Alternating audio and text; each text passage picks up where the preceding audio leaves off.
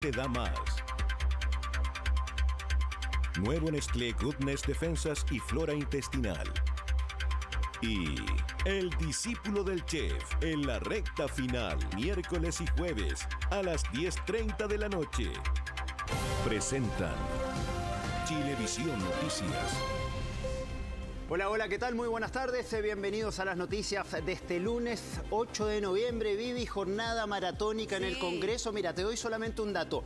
1.300 páginas tiene que leer el diputado Jaime Naranjo en esta presentación de la acusación constitucional contra el presidente Sebastián Piñera. 14 horas se demorarían en leer todo esto porque hay que esperar que lleguen más diputados justamente para poder votar. Sí. Y tenemos al otro costado de la pantalla el informe COVID. Vamos a ir a ese, el balance de la autoridad en cuanto a salud, y volvemos después con el tema del Congreso. Agradezco, como siempre, a los equipos comunicacionales de La Moneda, al Ministerio de Salud y a los canales de televisión y radios que se conectan voluntariamente a esta transmisión.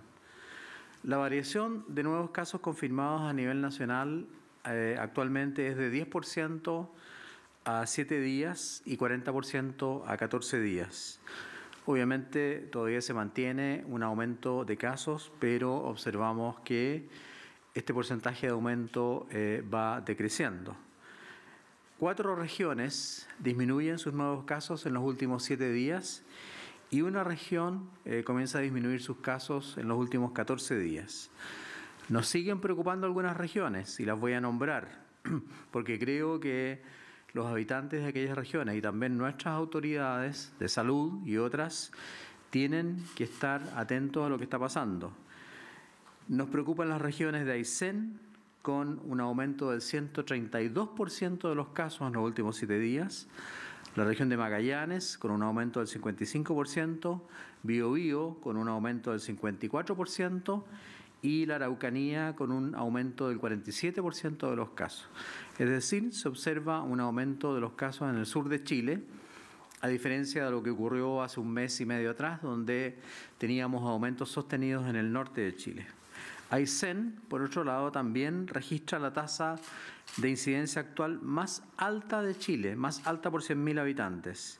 Y le siguen la región metropolitana, Atacama y Antofagasta. Quiero enviar una alerta a la ciudad de Coyhaique y también a Puerto Aysén, porque obviamente las cifras que están mostrando nos preocupan enormemente y si se mantiene este aumento sostenido de casos en esas comunas de esa región, obviamente que eso se va a ver reflejado en cambios en el paso a paso. Le pido a las autoridades, a la gente del comercio, a la gente del turismo, a toda la población que tomen conciencia de estos hechos para que en conjunto hagan campañas para evitar la diseminación viral. Durante los últimos 4 días hemos informado sobre los 2.000 casos en cada jornada y eso lo reconocemos hidalgamente y tenemos que transmitir a la población nuestra preocupación. Sabemos que actualmente tenemos un rebrote en comparación a semanas anteriores, además con una positividad promedio del 3,2% en la última semana. Pero nos encontramos en un escenario muy diferente a lo que ocurrió en nuestro país en periodos anteriores. Tenemos una gran parte de la población objetivo vacunada con ambas dosis y avanzamos firmemente con la dosis de refuerzo, donde Chile, no sé si vieron la publicación, se ubica como el tercer país del mundo con mayor avance en la vacunación de refuerzo. El jueves pasado, recién pasado, el director de la OMS para Europa, el señor Kluge, advirtió que Europa es el nuevo epicentro de la pandemia. Y nosotros revisamos día a día y revisamos en las reuniones, sobre todo de los lunes y los jueves, los cambios que ocurren en otros continentes. Y obviamente Europa tiene un aumento muy importante de los casos y desgraciadamente con poca aceptación en la vacunación. En España el 80% de las personas están vacunadas con 2 dosis, mientras que en Francia y en Alemania solamente el porcentaje de personas vacunadas con 2 dosis alcanza al 68% y al 66% respectivamente. La situación es mucho más grave en otros países de Europa Central y Oriental, como es el caso de Rusia, donde menos del 40% de la población se encuentra vacunado. La directora técnica de la OMS para COVID-19 declaró que en las últimas 4 semanas los casos se han disparado en más de un 55%, a pesar de la amplia posibilidad de vacunarse y de suministros que tiene Europa para las vacunas. Y el doctor Ryan afirmó que lo que sucede en Europa es una advertencia para el resto del mundo. Es decir, no quiero que hagamos comparaciones en el sentido de que estamos peor o mejor o que nos debemos contentar con lo que estamos viviendo, no. Se observa un aumento importante de la circulación viral en todo el mundo y esto significa que tenemos que cuidarnos mucho más, que tenemos que respetar justamente las normas sanitarias, el uso de la mascarilla, el distanciamiento físico, lavado de manos, la ventilación y consultar inmediatamente cuando uno tenga síntomas. Los síntomas comienzan muchas veces por cansancio, por cefalea, después aparece la fiebre. Hay que consultar de inmediato. Por eso quiero también llamar la atención a la editorial de un diario electrónico de hoy día, El Mostrador, donde destaca ese punto, la necesidad de acatar las normas sanitarias y también la necesidad de consultar rápidamente y considerar que estas normas son iguales para todos, para todas y todos, independiente del cargo que uno tenga. Nuestro plan de acción contra el coronavirus ha estado en marcha desde el inicio de la pandemia y hoy debemos enfocarnos justamente en la prevención, testeo y vacunación. Y en testeo, como pilar fundamental, nosotros tenemos que recalcar que en Chile se han tomado 24 millones de exámenes de PCR, 24 millones, desde que comenzó la pandemia. Esto gracias al trabajo de nuestros funcionarios, de los funcionarios de los laboratorios, incluso de los laboratorios privados, de los laboratorios de las salmoneras, de los laboratorios de las universidades, de los cuales estamos muy agradecidos. La enfermedad provocada por el coronavirus es una enfermedad de alto riesgo y nuestra percepción en torno a ese riesgo no debe disminuir. Prevenir el contagio es entender el riesgo que conlleva contagiarse con COVID y así evitar una enfermedad mayor, evitar cuarentenas, evitar que más gente se enferme. Por lo tanto, cuidarnos, no solamente significa cuidarse a uno mismo, sino que pensar en el entorno. El que no se cuida, el que no hace la cuarentena, el que no consulta de inmediato cuando tenga síntomas y se testea, no está cuidando a su comunidad. A continuación, le daré la palabra a nuestro invitado de hoy. Nos acompaña el subsecretario subrogante de Redes Asistenciales, el señor Nicolás Duhalde, quien nos dará cuenta de la actualización del sistema hospitalario en Chile hasta este momento. Señor Duhalde, subsecretario, ministro. Subrogante. Muchas gracias, ministro. Muy buenas tardes. Hoy se cumplen exactamente 2 meses desde que nuestro país comenzó a experimentar un aumento sostenido en el número de casos diarios de COVID-19. Lo hemos dicho en varias oportunidades. Este aumento en el número de contagios resulta como consecuencia de la disminución de las restricciones, del aumento de la movilidad y de la pérdida de percepción de riesgo por parte de la población. Y acá quiero ser muy claro. El hecho de que como Ministerio de Salud disminuyamos las restricciones no quiere decir que la pandemia terminó. Muy por el contrario. Como sociedad debemos ser más responsables con nuestras conductas, ya que el no respetar las medidas de autocuidado nos afectan a nosotros y a nuestro entorno. A continuación, compartiré una nueva actualización de las cifras que hemos venido mostrando las últimas semanas y que nos permita observar la evolución de la pandemia por COVID-19 en nuestro país. En este primer gráfico se pueden apreciar la evolución de los casos confirmados de coronavirus durante todo el año 2021. Actualmente el promedio es de 2.178 casos, lo que, como dijimos anteriormente, demuestra un aumento que comenzó a principios de septiembre. Sin embargo, es importante considerar que este aumento, del que mucho se está hablando, está muy lejos del número de contagios observados en los meses de abril, mayo y junio de este año.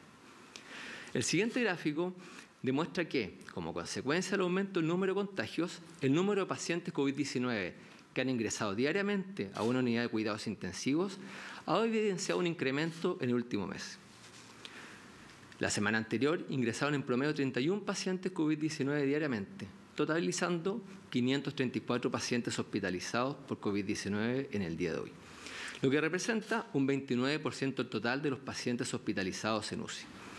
Es importante señalar que el 51% de los pacientes COVID-19 ingresados en la UCI en la última semana de octubre corresponden a personas sin esquema de vacunación completo. A pesar de todos los esfuerzos y el gran trabajo que han realizado los equipos de salud que trabajan día a día en los hospitales y clínicas de la red integrada público-privada, en los últimos 20 meses de pandemia han fallecido por coronavirus más de 37.000 ciudadanos de nuestro país. En la semana del 23 al 29 de octubre se reportaron 93 fallecimientos por COVID-19. Acompañamos a las familias de todos los ciudadanos que nos han dejado producto de esta pandemia. Antes de terminar, quisiera hablarle a las personas que aún no han iniciado su esquema de vacunación. Si bien nosotros creemos en la libertad de las personas, es importante que tengan en cuenta que la forma de prevenir, enfermar gravemente y hospitalizarse en UCI y eventualmente fallecer es vacunándose. Como pueden ver en la siguiente tabla, 1.190.850 personas aún no han iniciado su esquema de vacunación. Nos preocupa principalmente las regiones metropolitanas, con 820.000 rezagados, el Biobío, con 70.900, y Valparaíso, con 69.000 personas, que, si bien son regiones con un gran número de habitantes, también son las que más han aumentado su número de contagios y hospitalizados en UCI. También es importante que todos aquellos que por calendario les corresponda vacunarse con su dosis de refuerzo, que por favor acudan a vacunarse. Evitemos contagiarnos, arriesgar nuestra vida y la de los demás para recién tomar conciencia de lo importante que es vacunarse. Recuerden que tanto la edad como el estado de vacunación constituyen un factor de riesgo muy importante al momento de requerir una cama de cuidados intensivos por esta enfermedad. Es decir, a mayor edad aumenta la probabilidad de requerir una cama crítica una vez contagiado de coronavirus, siendo esta probabilidad aún mayor cuando la persona no cuenta con su esquema de vacunación completo. Por esta razón, les insistimos en nuestro llamado a que todos aquellos rezagados que aún no inician su esquema de vacunación y a los que por calendario les corresponde su dosis de refuerzo, que por favor acudan a vacunarse y, al mismo tiempo, mantengan las medidas de autocuidado. Recuerden que no podemos dejar toda la responsabilidad de las vacunas. Tenemos que ser cuidadosos por nosotros y por nuestras familias. Muchas gracias, señor ministro. Muchas gracias, subsecretario. Muy claro el mensaje. Y recordar que la dosis de refuerzo además impide que uno se enferme, no solamente ingresar a la UCI, ingresar al hospital o fallecer, sino que la gente con dosis de refuerzo se enferma menos. Así que aquellos que han postergado su dosis de refuerzo por diferentes razones, ojalá que se las coloquen a la brevedad posible. A continuación, la subsecretaria de Salud Pública, doctora Paula Daza, dará a conocer los nuevos anuncios del plan paso a paso. Doctora Daza. Gracias, ministro. Bueno, muy buenas tardes. Recordar que todos los cambios que anunciamos hoy día comienzan a partir del día miércoles 10 de noviembre a las 5 de la mañana. Retroceden a preparación en la región de Tarapacá, la comuna de Pica, en la región de Coquimbo, Canela, en la región de Valparaíso, Putaendo y Calle Larga, en la región de O'Higgins, Pichidegua y San Vicente, en la región de Maule, Villa Alegre, Teno, Colbún, San Javier y Maule. En la región de Ñuble, San Carlos. En la región de Biobío, Concepción, Los Álamos, Hualpén, Chiguayante, San Pedro y Talcahuano. En la región de Los Ríos, Río Bueno y Lago Ranco. En la región de Los Lagos, Puerto Varas. En la región de Aysén, Chile Chico. Retroceden a transición también a partir del día miércoles en la región de Coquimbo, Los Vilos, en la región de Valparaíso, San Antonio, en la región de O'Higgins, Pichilemu. Avanzan a transición en la región de Maule, Retiro. Avanzan a apertura inicial en la región de Atacama, Chañaral, en la región de Valparaíso, Papudo, en la región de O'Higgins, Paredones. En la región de Maule, Cauquenes, en la región de Ñuble, Bulnes, en la región de Biobío, Cañete, en la región de Los Ríos, Mafil. Todo eso a partir del día miércoles a las 5 de la mañana. Muchas gracias, doctora Daza. Quiero felicitar a Retiro porque era la única comuna que estaba en restricción en todo Chile y ha hecho un esfuerzo muy importante para volver a transición, con una disminución a 14 días de 39% y a 7 días de menos 45% de los casos. Esto demuestra que uno puede avanzar cuidándose, puede mejorar los números. Así que felicitaciones a Retiro, y ya dijimos que hay otras comunas en las cuales hay que poner mucho ojo, como son la comuna de Aysén, de Puerto Aysén, la comuna de Coyhaique, y también, se me olvidó nombrar, pero la comuna de Coquimbo y de La Serena también están teniendo números muy preocupantes para nosotros, así que si no se ponen las pilas es probable que tengan que retroceder. Vamos a escuchar las preguntas del día de hoy, por favor. Hola, ministro, subsecretarios, muy buenas tardes. Gabriela Strahan, acá de Radio ADN. Fue la semana pasada que supimos sobre el Molnupiravir. Es la primera pastilla para tratar el COVID-19 aprobada en el Reino Unido. La pastilla podría administrarse 2 veces al día. Pacientes que han dado positivo en un test y que presentan al menos un factor de riesgo para desarrollar la enfermedad grave. Fue desarrollada originalmente para tratar la gripe. Sabemos que redujo el riesgo de hospitalizaciones, muertes a la mitad durante los ensayos clínicos. Conocimos también que el ministro de Salud británico dijo que el tratamiento sería bastante revolucionario para los más vulnerables e inmunodeprimidos. ¿Podría acá iniciarse el trámite de su uso en nuestro país? Sabemos que estamos muy bien encaminados en cuanto a la vacunación y las vacunas propiamente tal. Eventualmente, ¿cuándo podría darse esto? ¿Podríamos además hablar de un primer semestre y que esto sea paralelo también al proceso de vacunación de refuerzo anual? ¿Y qué pasa del diario La Tercera? Habla de antes de fin de año. ¿Ya está conversado con el ISP? Gracias, Gabriela, de Radio ADN. La verdad es que este es un antiviral que lo que hace es reducir, como dice usted, una mala evolución del coronavirus, y debe ser usado cuando ya el paciente inicia los síntomas. O sea, lo ideal es usarlo en el primero o segundo día. Si uno lo usa tardíamente no tiene el mismo efecto. Y reduce, desgraciadamente, en forma importante, sí, en un 50% solamente, la posibilidad de enfermar gravemente. Hay que recordar que la vacuna, en ese sentido, es mucho más positiva. Cuando con un refuerzo en el mensaje del cuidado debido a la situación de los casos en aumento, lo que no se puede desconocer, sobre todo en la cantidad de casos activos, es lo que se plantea en este balance de las autoridades de salud y insistentemente sabiendo que tanto el cuidado, el uso de la mascarilla es fundamental también junto a la vacunación para poder revertir esta curva que por lo menos en los últimos días ha tenido y se ha mantenido esta tendencia al alza. Sí, ya estamos casi en los 13.000 casos y ojo, por ejemplo, la comuna de San Antonio retrocede a fase 2.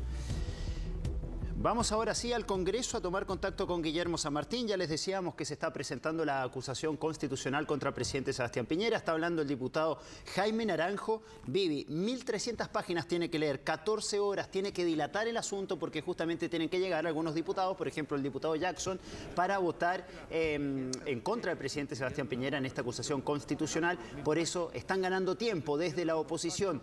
Guillermo, ¿cuánto tiempo lleva hablando el diputado Naranjo? Hola Roberto y Viana, ¿cómo están? Buenas tardes. Ya va a cumplir 3 horas exponiendo acá en la sala de la Cámara de Diputadas y Diputados el parlamentario Jaime Naranjo. ¿Qué es lo que ha ido utilizando para poder ir extendiendo sus argumentos? Por una parte, hizo una alocución personal que venía preparado para parte de lo que era su discurso en esta instancia, pero con posterioridad, y lo que está ocurriendo hasta ahora es que sigue leyendo cada una de las páginas del libelo acusatorio presentado por la acusación, que fue firmada por los parlamentarios de la oposición. Y obviamente ya está cumpliendo, está llegando al final de lo que es la lectura de ese documento y ya tiene otro disponible para poder seguir extendiendo lo máximo posible este debate. ¿Y qué es lo que va a utilizar? Precisamente las cerca de 290 páginas que contiene la respuesta que entregó la defensa del presidente de la República ante la Comisión Revisora de la Acusación Constitucional. Por ende, tiene aún material para el cual recurrir y seguir extendiendo este debate con el propósito de lo que ustedes señalaban, que a eso de las 0 horas del martes ya puedan integrarse, especialmente Giorgio Jackson, parlamentario que está, según los análisis de la oposición, siendo clave para que vote a favor de esta acusación constitucional y de esa manera poder alcanzar el quórum. ¿Qué es lo que se plantea por parte de los parlamentarios de la oposición? Son en total 83 los que configuraban la Cámara de Diputadas y Diputados. Algunos de ellos ya incluso están en categoría de independientes, pero restando los votos de los 5 diputados que ya han señalado que no van a votar a favor, entre ellos ex radicales, otros que están como independiente, como le señalábamos, y el voto restándolo también incluso el de Gabriel Boric, que no va a poder llegar a votar. Pero sin lugar a dudas que sin el voto de Giorgio Jackson, la sumatoria que ellos hacen es que llegarían a 77 votos, y por eso es que se hace clave poder llegar hasta las 0 horas del martes, condiciones que le permitiría a Giorgio Jackson volver a participar de las sesiones presenciales en la Cámara de Diputadas y Diputados, y por ende también emitir su voto en torno a esta acusación constitucional. Hubo observaciones por parte del oficialismo en su momento señalando que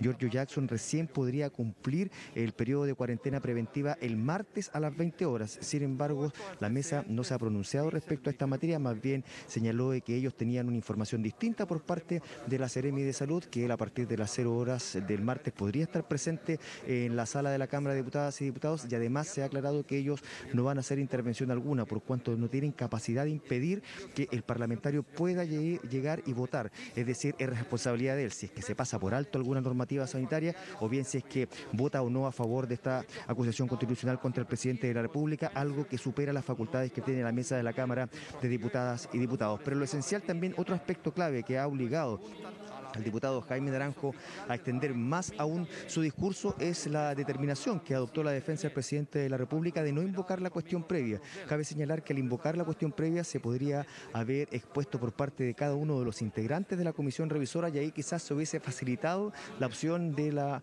oposición de extender el debate hasta las 0 horas. Sin embargo, también se ha señalado y hay argumentos por parte de la oposición que esto también es parte de la estrategia que está utilizando la defensa del presidente de la República, puesto de que durante lo que fue los argumentos en la comisión revisora, en todo momento también se apeló a la cuestión previa, señalando de que había falta de argumentos de forma para avanzar, pero de todas maneras en esta instancia se ha decidido omitir ese paso. Pasemos a revisar precisamente palabras del abogado defensor del presidente de la República, el abogado Jorge Gálvez, y también del propio diputado Jaime Naranjo respecto a esto de omitir el paso en torno a discutir la cuestión previa.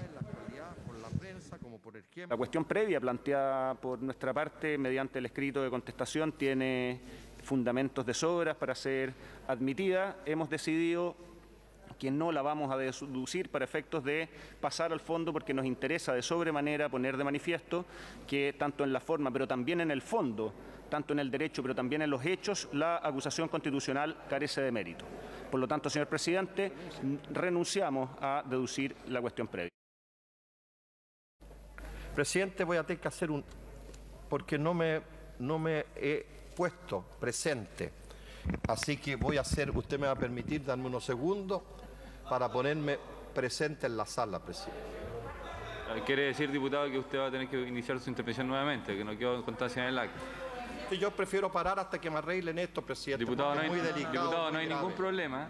No hay ningún es muy problema. Grave y delicado que no esté presente. Está presente. Presidente. Yo, por favor, llame a técnico. Usted está presente. Llame a tecnología, no. Usted está presente, diputado, no hay problema. Sigue interviniendo. Puedo seguir hablando mientras no esté presente. ¿Qué hago, presidente? Diputado, póngase la mascarilla primero. Inicio todo. Muchas gracias. Dele de nuevo. Silencio, por favor, en la sala. Presidente, sí. ¿Continúo? Por favor. Ya. Guillermo, bueno, ahí queda la duda si efectivamente eso también fue una lógica para seguir dilatando este proceso, porque sabemos que hablar durante 14 horas no es fácil. Y lo que también quería preguntarte es si es que, pensando en los quórum, en la cantidad de personas que tienen que estar presentes, ¿ellos tienen que acompañar todo este relato del diputado Naranjo, que puede extenderse hasta las 12 de la noche, finalmente donde se termina la cuarentena de Giorgio Jackson? ¿Cómo funciona el tema de cuántos diputados tienen que estar en la sala, y también entiendo los representantes del gobierno? El mínimo del quórum que se establece para que pueda avanzar la sesión es de 52 diputados, y eso es lo que tiene que estar velando la mesa, de que estén permanentemente durante el desarrollo de esta sesión. Hubo un momento en que precisamente incluso eso bajó a 44, hizo la observación el propio diputado Jaime Naranjo con el apoyo de la diputada Carmen Hertz. Ahí también se produjo una pausa tratando de ganar tiempo, obviamente, pero por sobre todo haciendo el llamado de atención a la mesa, y ahí fue cuando se activaron nuevamente las alertas acá, los típicos sonido que se escucha por los pasillos de la Cámara de Diputadas y Diputados, alertando a los parlamentarios para que volviesen a la sala. Y eso ocurrió dentro de los pocos minutos después y por ende no se suspendió. Y ahí incluso el propio presidente de la Cámara de Diputadas y Diputados hizo la observación de que era facultad de él el suspender la sesión en caso de que no estuviese el quórum, una vez que no haya respuesta al llamado de atención que se hace a través de estas alertas que existen en la sala y también en las afueras de la Cámara de Diputadas y Diputados. Roberto. Sí, Guillermo, te quiero hacer una pregunta técnica y casi anecdótica. Ahora está leyendo el diputado Jaime Naranjo, claramente está tratando de dilatar el asunto para que lleguen los votos suficientes para votar a favor de esta acusación constitucional. ¿Qué pasa si el diputado Naranjo se quiere parar, por ejemplo, ir al baño? ¿Lo puede hacer? No puede hacerlo en caso de que él esté exponiendo. De hecho, ya se le ha planteado que él no tiene que darle continuidad a su relato en todo momento. La única opción que existe para que pueda él ir al baño o ir a otro tipo de espacio que no sea continuar con su discurso es que el abogado haga uso de la palabra. En ese momento él pueda ir al baño, escaparse algunos minutos, hacer algún otro tipo de acción, pero mientras no exista una intervención de otro de los que están participando de esta sesión, él no podría ausentarse ni salir de su espacio donde se encuentra acá en la Cámara de Diputadas y Diputados. Otra de las fórmulas es precisamente buscar que baje el quórum. De hecho, se ha planteado por parte de algunos parlamentarios de la oposición, ¿qué pasa si ellos se retiran en masa desde la sala, si se alcanza o no a reducir el quórum para estar bajo el tercio que se exige para que pueda continuar la sesión? Y ahí también se podría ganar tiempo, pero son mecanismos que están en evaluación, puesto que esta es una situación inédita que se está viviendo en la Cámara de Diputadas y Diputados y hay constantes consultas para los parlamentarios, tanto de la oposición y del oficialismo, a la mesa para ver cómo se puede actuar en torno a esta acusación constitucional. Pero les invito también a revisar parte de los argumentos que se han dado tanto en la oposición, especialmente en torno a lo que significa extender el debate, como por supuesto sobre el fondo de esta acusación constitucional, en palabras del diputado Pepe Out y el diputado Iván Flores. Yo creo que es un exceso de búsqueda de protagonismo en víspera de una elección. No me merece más comentario que eso. Está en su derecho de estirar el reglamento hasta donde sea posible. Es legal, por supuesto, está en su derecho. La opinión pública juzgará. Va a ser una tortura, por supuesto, porque escuchar más de una hora al diputado Naranjo y 10 o 12 horas va a ser una tortura. Mi calificación de la intervención de Florcita Alarcón es delirante. Y yo creo que hablar 13 horas seguidos es del mismo registro de delirio. El apoyo o el rechazo a una acusación constitucional como esta no puede estar supeditado a si la sesión dura poco o dura mucho. Yo creo que la sesión tiene que durar lo que tiene que durar de acuerdo al reglamento y cada uno de nosotros va a votar con convicción. Yo creo que la bancada de la Democracia Cristiana va a votar toda a favor de la acusación constitucional. En el Parlamento, de acuerdo al reglamento, no hay límite para las intervenciones parlamentarias y por lo tanto, bueno, serán las que tengan que hacer. Si el diputado Naranjo ha definido que esa es la estrategia para dar espacio y tiempo para que lleguen todos los colegas que tienen que llegar, en fin, será parte de la estrategia. Yo no tengo cuestiones en eso. Bueno, sigue exponiendo entonces el diputado Jaime Naranjo, ya lleva 3 horas con 4 minutos dirigiéndose a la sala de la Cámara de Diputadas y Diputados, momento en que hay que señalar que los otros parlamentarios han realizado todo tipo de actividades, hay algunos leyendo libros, otros revisando la prensa, otros redactando correos de respuesta, revisando sus celulares, es decir, claramente no están muy atentos a lo que está planteando Jaime Naranjo, atendiendo de que lo que se está buscando a través de las exposiciones hasta ahora es más bien dilatar y dar lectura a antecedentes que ya se conocían respecto a esta acusación constitucional. De todas maneras, más allá de lo que significa la forma en que está avanzando esta acusación constitucional, desde el oficialismo insisten en que no existen argumentos de fondo, de que todo esto tiene un carácter netamente político y la mejor evidencia de ello es lo que está ocurriendo durante la presente jornada, donde artificialmente, según los parlamentarios del oficialismo, se está intentando extender el debate para poder contar con los votos necesarios en este minuto. De hecho, por ejemplo, el diputado Jaime Naranjo está haciendo una pausa que es la que se le ha permitido para poder hacer cambio de mascarilla por una condición lógica y también eso lo aprovecha él para ir ganando tiempo en medio de lo que significa darle continuidad a este relato. Aprovecha también de tomar agua, también hay manifestaciones por parte de los parlamentarios de la oposición que le están entregando respaldo como una forma de poder ir demostrando de que están todos en línea y también dándole ánimo al diputado Jaime Naranjo, puesto que no es menor mantener el relato por tanto tiempo, considerando también lo que significa que esto sigue mucho más allá de lo que se está estipulando para el mediodía. De hecho, ya de debe extenderse hasta la medianoche, y eso es parte de las estrategias que se están utilizando para ir poder teniendo pausas en medio de lo que significa la continuidad de los argumentos por parte del diputado Jaime Naranjo. Eso en términos de lo que significa la continuidad de lo que es la presentación en torno a esta acusación constitucional, porque también, como le señalábamos, hay duras críticas por parte del oficialismo en términos de lo que significa hasta mecanismos que se están utilizando en términos de poder extender el debate, pero por sobre todo también hay quienes defienden que está en su derecho la oposición de utilizar todos los mecanismos que tenga disponible para poder alcanzar algún tipo de mayoría que en torno a lo que significa esta acusación constitucional. Pasemos a revisar también algunas declaraciones tanto de parlamentarios del oficialismo como de la oposición en torno a lo que se está viviendo acá en la Cámara de Diputadas y Diputados, en palabras del parlamentario Francisco Undurraga y también la diputada Catalina Pérez. Va a ser una jornada extensa, hay distintos votos en la oposición que están en vilo al día de hoy, el diputado Lorenzini, el diputado Jarpa, el diputado Velázquez, Pedro, el diputado Out, que ya sabemos su voto en la comisión revisora, y el diputado Jackson, que no podría llegar hasta antes de las 12 de la noche a votar por cuarentena preventiva. Estamos un voto abajo, contamos solo con el relato del diputado Naranjo, dado la recomendación de votación de la comisión revisora, sino también había una exposición ahí, y como oposición vamos a hacer todo lo que sea necesario para que todos los parlamentarios puedan votar. Este filibusterismo del ex senador y actual diputado Naranjo, francamente no ayuda a prestigiar la política. Le voy a anunciar al diputado Naranjo que, según lo que el mismo diputado Giorgio señaló la semana pasada, en la segunda, la última vez que estuvo con Gabriel Boric fue el martes en la tarde. Incluso él le tomó la temperatura el martes en la tarde, con lo cual la cuarentena del diputado Jackson no termina hoy día en la noche, sino que termina mañana en la noche.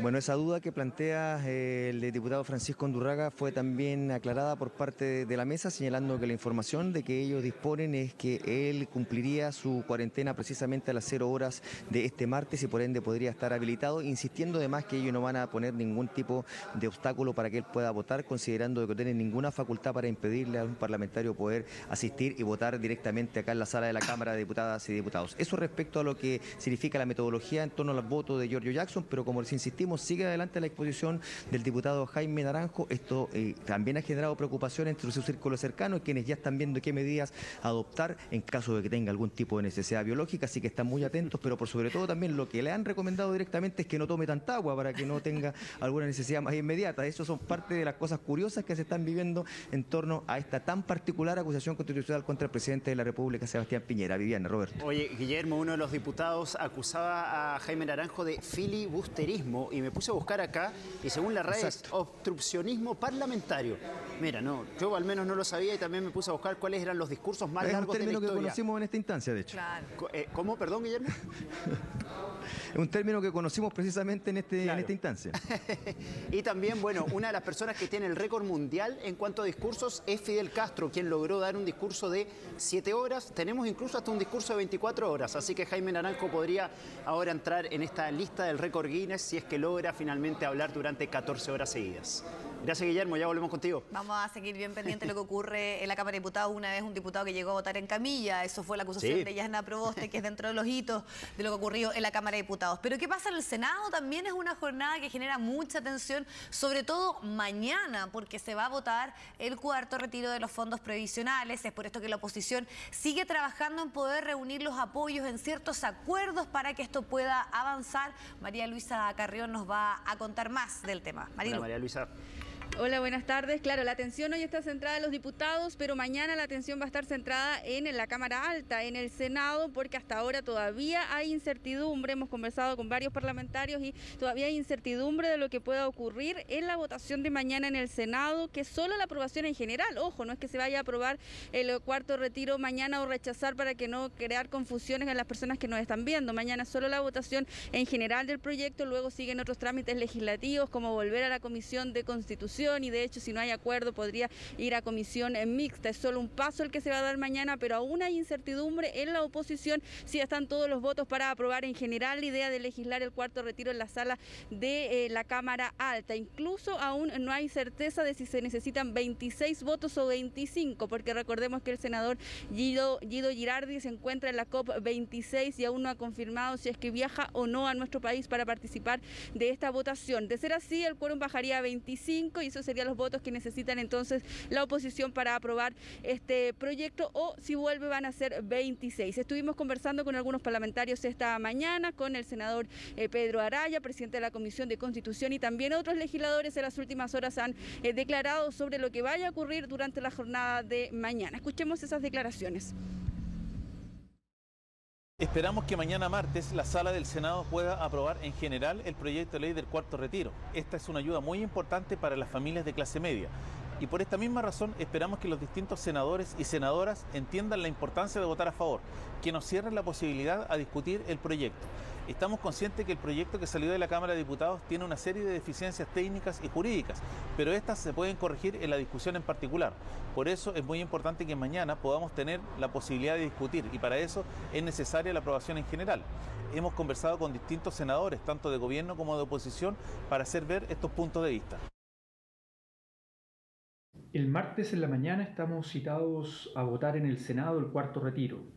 Yo ratifico mi voto a favor del cuarto retiro y espero que estén los 26 votos necesarios para aprobar la idea general de legislar y seguir avanzando para la discusión en particular. Creo que es importante que se vote antes de las elecciones para que la ciudadanía sepa quién está por mantener el sistema de pensiones de las AFP que ya cumplieron 41 años creado en dictadura militar, o quienes estamos por cambiar el sistema de AFP y crear un verdadero sistema de seguridad social solidario. En un debate que hay en el país donde hay un gobierno obtuso que quiere seguir defendiendo el modelo de la AFP, yo voy a votar a favor del cuarto retiro. Por cierto, con algunas modificaciones sobre la renta vitalicia. Pero el tema de fondo es que el gobierno incumplió su palabra de terminar con un pésimo sistema de pensiones que no le da beneficios dignos a la gran mayoría de los chilenos.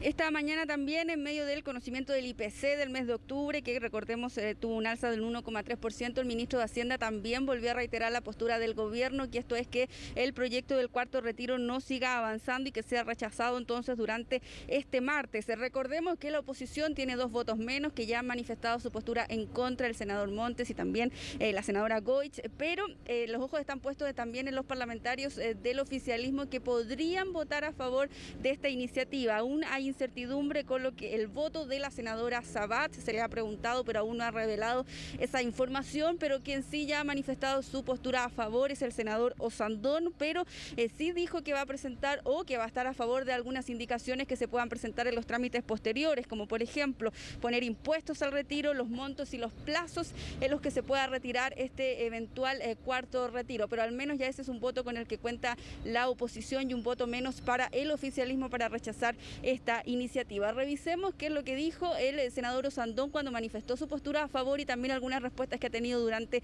esta jornada. Yo voy a votar a favor de la idea de legislar por un cuarto retiro. Nunca me he negado a discutir un proyecto. Creo que se ha transformado en un problema político. Algunos creen que le van a expropiar sus plata, otros creen que las AFP se las van a robar. Nadie confía en nadie. Yo soy de los que creo que este proyecto tiene que mejorar, que tiene que tener indicaciones, que tienen que pagar impuestos, revisar los montos y los plazos. El Coto Sandón va nuevamente a una reelección y esta votación es muy popular. Y al ser popular, obviamente que nadie se quiere enfrentar a la crítica de la gente. Entonces uno entiende esa parte. Por eso lo inconveniente, y ahí es donde tenemos grandes diferencias con la misma presidenta del Senado, porque estas votaciones que son tan populares no deben estar expuestas en una elección presidencial. Perfectamente se pudo haber pasado la elección presidencial y se coloca en votaciones. Lo concreto hasta ahora entonces es que mañana martes está citada la sala del Senado, toda la sala del Senado, en una sesión especial para tratar esta reforma constitucional que permite un anticipo de los fondos de las AFP desde las 9 de la mañana hasta las 1 de la tarde. Hoy también a las 2 de la tarde hay citación del comité para ver las tablas, pero es muy poco probable que se cambie esta fecha hasta ahora, que ya se ha dado y que ha generado gran expectativa entre la ciudadanía que está esperando entonces la votación del cuarto retiro. Sí, vamos a ver sobre todo las negociaciones en torno a las indicaciones, como tú decías, que es ahí donde están los puntos para efectivamente ver si es que hay una aprobación o no a este cuarto retiro. Gracias, Marilú. Gracias, María Luisa. Vamos ahora al registro civil porque se acaba el plazo para renovar las cédulas vencidas. Recordemos que se había extendido el plazo para quienes habían tenido las cédulas vencidas durante la pandemia. Bueno, finalmente se acaba este plazo y Carola Garrido nos entrega todos los detalles. Carola, ¿cómo estás?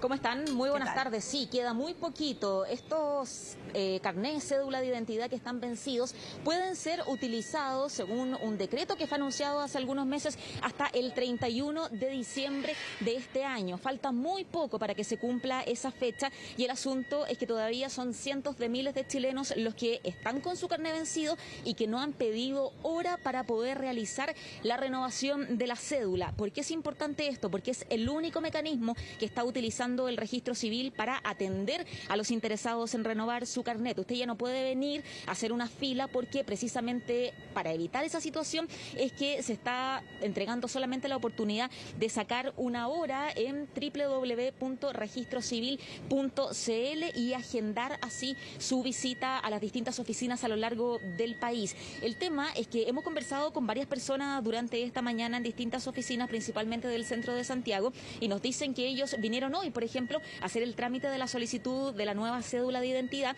pero que ellos pidieron la hora hace un mes, hace 3 semanas como mínimo, y que tienen que jugar un poco también en la página para ver cuál es la oficina que les da la oportunidad de poder hacer el trámite primero. Había una señora, por ejemplo, que conversaba con nosotros, que nos dice que ella vive en la comuna de Maipú, pero que allí tenía hora recién para el próximo año, por eso se puso a buscar en el resto de las oficinas y pudo venir a una que está aquí en el centro, muy cerca del Palacio de la Moneda. Escuchemos parte de las declaraciones que nos entregaron las personas. Además, ojo, no todas están con el carnet vencido. Varias de las que conversaron con nosotros nos dijeron que su carnet estaba deteriorado, que se les había quebrado y saben que es necesario para realizar muchísimos trámites. Escuchemos parte de lo que nos dijo la gente que llegó durante esta jornada a renovar su cédula de identidad. Sí, el 7 de octubre venció. Y me dieron hora para hoy día para venir a sacarlo. ¿Siempre supo que era con hora o hizo un viaje también presencialmente a la oficina para poder renovar la cédula? No, vine a ver y no me aceptaron. Dijeron que no, tenía que ser con hora siempre. ¿Solamente así están atendiendo? Sí, solamente así, nada más. Pedí la hora por internet y ahora aquí hay que hacer la fila. Y ya. ¿Cuánto que pediste la hora? La pedí hace como un mes, a principios de octubre, más o menos. ¿Y esta fue la primera que encontraste? No, en realidad yo pedí para Quilicura, pero para Quilicura no había hasta el 13 de diciembre. Entonces busqué por toda la comuna cuál había más cercano porque hay que dar la PTU, no sé si sabe, pero te piden el carnet, entonces necesito ya sacarlo. Él juega fútbol ya, entonces ya le da vergüenza la foto de bebé. Entonces por eso sí o sí saqué la hora para renovársela. ¿No es que esté vencido entonces? No, sí está vencido. ¿También está vencido? Sí, está vencido, sí, lo venció en marzo. Vine y me dijeron que no, que tenía que pedir hora, así que tuve que hacerlo por el computador porque el celular no te deja. Estamos conscientes que después de 2 años de pandemia y por las sucesivas prórrogas de la vigencia de cédula de identidad, la demanda supera la oferta. Es por eso que estamos trabajando desde el mes de julio de este año en un plan de normalización de cédula de identidad que incluye agendamiento en línea, aumento de la dotación de personas en el servicio, apertura de oficinas los días sábados y también un plan de contingencia y difusión hacia la ciudadanía. El asunto es que mucha gente aprovecha ese día sábado, ¿cierto? Porque no tiene que trabajar y prácticamente para esas jornadas de fin de semana ya no hay cupo para realizar este trámite. Según lo que informan desde el registro civil, hoy a través de la página se puede agendar en oficinas a lo largo de todo Chile y esas oficinas están absorbiendo aproximadamente el 60% de la demanda nacional. El objetivo de este agendamiento es permitir que la gente tenga certeza de su atención y eliminar de esa manera las filas que, como decíamos, mucha gente comienza a hacer de madrugada a la espera de un número. Hay 1,5 millones, nos dicen ellos, de citas disponibles en la agenda, y para que ustedes se hagan una idea, solamente durante el mes de octubre atendieron diariamente a 18.000 personas, lo que se traduce en unas 360.000 atenciones aproximadamente al mes. Así es que, bueno, la idea y el llamado es que la gente ingrese lo más rápidamente posible, si es que tiene su cédula vencida, para que pueda obtener una fecha de renovación en lo que queda de este año 2021. Conversamos con el ministro de Justicia, quien señaló que está claro con todo lo que está pasando, que seguramente va a haber gente que ahora se va a comenzar a apurar, que tal vez se quede sin cupo para dentro de las próximas semanas, y es por eso que él dijo que dentro de los próximos días se iban a hacer anuncios. No entregó detalle, pero lo más probable es que tenga que ver con un reforzamiento en la capacidad de atención que hoy tiene el registro civil. El registro civil ha hecho un plan adicional, extraordinario, de atención para poder dar abastos con esta mayor demanda. Sin embargo, no ha sido suficiente y seguimos conscientes de esta situación, y por eso en los próximos días vamos a anunciar un plan complementario de contingencia para asegurar una mayor atención en terreno y dar cuenta de esta necesidad que tiene la ciudadanía. Estamos trabajando para asegurar que todos puedan renovar oportunamente su cédula de identidad. Más allá de este anuncio que ha hecho el ministro, que viene a reforzar la capacidad de atención, actualmente ya se ha aumentado el personal de atención a público en aproximadamente un 15%. Eso es lo que informan desde el registro civil. Así es que ya lo sabe, no vaya presencialmente a las oficinas porque no los van a atender. Tienen que ingresar a www.registrocivil.cl todas aquellas personas que tengan su cédula vencida, porque van a poder utilizarla de acuerdo a este decreto todavía vigente solo hasta el 31 de diciembre de este año. 31 de diciembre, entonces, Carola, queda un poquito más de mes y medio entonces para poder usar esta cédula vencida. Después, o antes, mejor dicho, hay que hacer todo el trámite de rigor. Gracias, Carola. Bueno, ayer estábamos esperando y ya el sábado se confirmó que no llegaba Franco Parisi a eso del mediodía. Y se habló de este PCR inconcluso, hubo debate, si esto corresponde o no, qué significa que no sea concluyente. Ahora lo que él dice es que tiene tos, que tiene cierta sintomatología asociada al COVID, pero la duda es, ¿va a llegar o no antes de las elecciones? No sé si tú tienes novedades que contarnos, Felipe Hernández, porque es la gran pregunta, ¿o no? Hola, Felipe. Esta es... Claro, ¿qué tal, muchachos? Muy buenas tardes. Es tal vez la gran pregunta que existe de cara a este 21 de noviembre en el que se van a realizar estas elecciones presidenciales, parlamentarias y de consejeros regionales. Si va a llegar o no el candidato del Partido de la Gente, hablamos de Franco Parisi, quien tenía una fecha de llegada en octubre, después la corrió también dentro del mismo mes de octubre, posterior a eso, bueno, canceló la llegada, iba a llegar este domingo, finalmente estaba en el aeropuerto de Birmingham, en Alabama, llega al aeropuerto, le hacen un famoso test rápido en el aeropuerto y resulta que, bueno, según lo que él mismo confirmó, es que este test había reflejado un resultado inconcluso. Llama la atención, por cierto que llama la atención, porque ese concepto no lo habíamos visto nunca. O eras positivo o eras negativo en un test de PCR, en un test rápido, en un antígeno. Pero esto de inconcluso, bueno, generó varias repercusiones, varias dudas con respecto a si finalmente sería una nueva estrategia quizás del candidato de llegar o no. Lo ponemos sobre la mesa esa duda porque en días anteriores, incluso desde el mismo partido, desde sus mismos voceros acá en Chile, habían, por ejemplo, mostrado el pasaje, el asiento en el cual iba a llegar el candidato Franco Parisi, pero finalmente todo esto ha quedado en nada, en una mera incertidumbre. ¿Llegará o no llegará el candidato? Bueno, tú mismo la decías, Vivi, al principio.